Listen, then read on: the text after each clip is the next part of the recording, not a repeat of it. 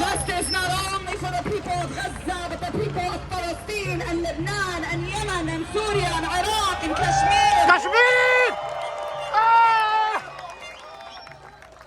Justice for the entire Middle East, and yes, justice for people who live in the United States, who live in the belly of the beast, whether they are black people being gunned down in their own neighborhoods, on their own subways, where they face mass shootings, or the people, the victims of Hurricane Helene. But instead of the Tennessee National Guard being deployed to defend those victims and support them, where were they deployed to? To the Middle East. To kill more Palestinians, more Syrian, more Lebanese people. So we did not fall into their trap today. We don't have a pre-planned route.